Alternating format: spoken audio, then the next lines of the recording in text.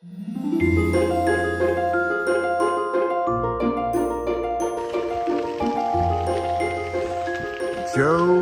Dispenza. That's what we're talking about today. Joe Dispenza. If you don't know him, you're missing out. Hey, I'm Bradley Shrubman of this Thursday Thunder.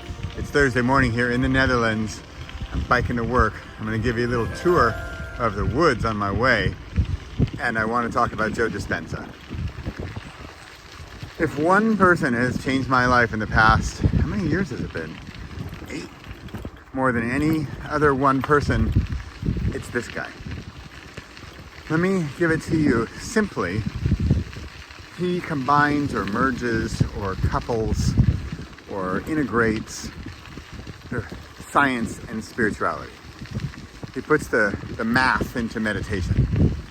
Speaking of meditation, which is one of his main sort of methods, what he proposes is a guided meditation, and it's also, I think there's active meditation and passive meditation.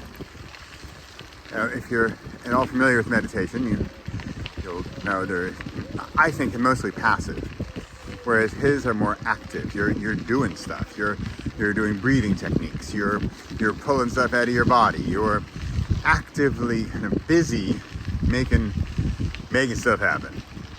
And that for me is the difference. The passive meditation is, I think, the more common. What probably most people know, it's sort of the quiet, the peace, mindfulness or something. And that's where you get, it's nice. I love it. It's great. In fact, you could say this is a meditation. Although a guided active meditation is probably more conscious. So Joe Dispenza is famous for his workshops, his retreats. He's got like the 3-day, he's got the 5 days, he's got the week-long. I've been to several of them.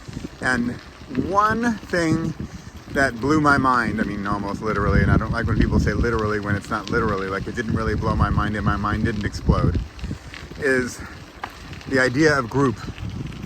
The idea of meditation as a group. And I wouldn't have believed this had I not experienced it myself. But I specifically remember being in Munich at 4 in the morning. It was literally it was minus 20 degrees.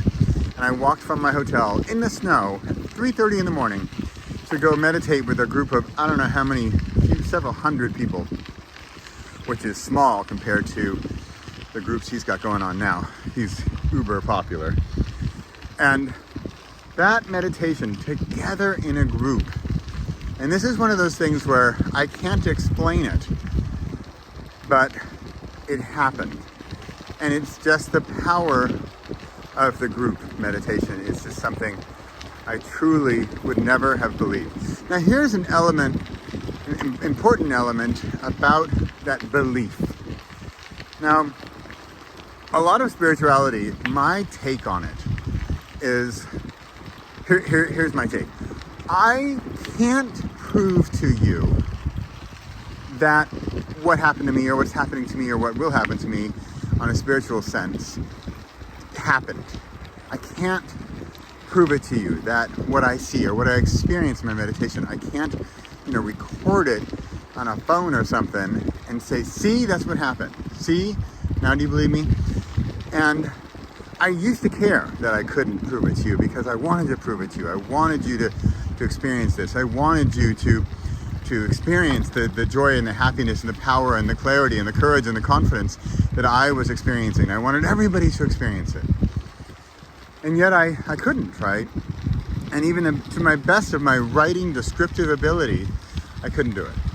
And then I realized that people pretty much just have to experience it on themselves, on their own. So as far as I can't prove it to you, the other side of the coin is that you can't disprove it to me. So then my take on that part is, well, which would you rather be? Would you rather be you trying to disprove something or me trying to prove something? And frankly, I don't think either side needs to take a stand. It's just, here's where I think the conversation gets interesting. And that is, hey Marcia, that is, I don't need to prove it. I'm experiencing it. I'm enjoying it. I'm benefiting from it. If you would like to enjoy and experience and benefit from it, I more than welcome you, especially to go discover Joe Dispenza. But part of me thinks, well, what if what is happening to me is real? What if there's this, like, the slightest chance that what I'm experiencing, I'm really experiencing, and there really is, whatever you want to call it, higher power and connections and auras, or I don't even want to name the words, because then you'll be biased as to where we're going, and you might think, oh yeah, I like that stuff, or oh no, I don't like that stuff.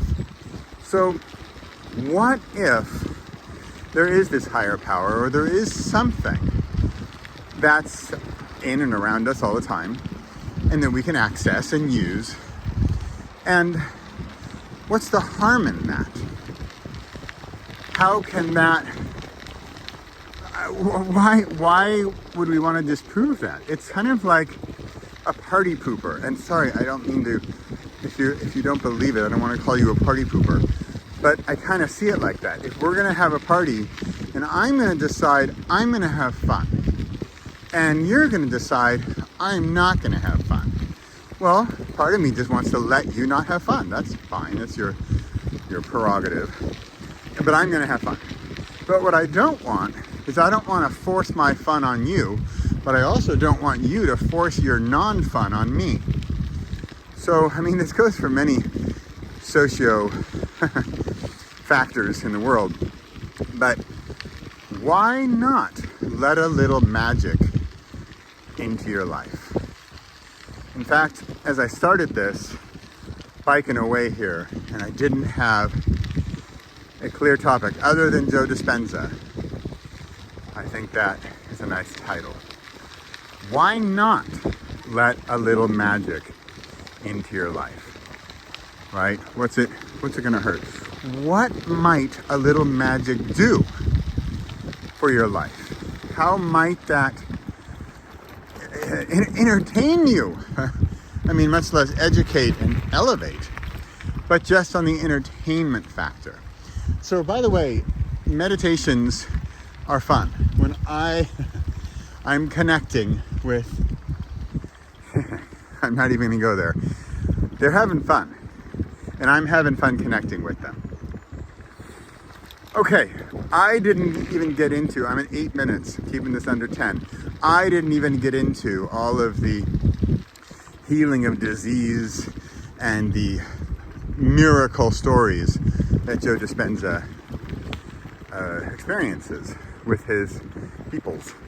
So what I would recommend, if I remember, I'll make a link, but I would recommend typing into Google and just type Joe Dispenza testimonials and listen to 10 of them. They're usually pretty short, just a couple minutes. And these are real stories from real people who have overcome obstacles. It's not all healing cancer, although there are many of those, but there's anything from getting over depression. A lot of it is psychological, but also physical.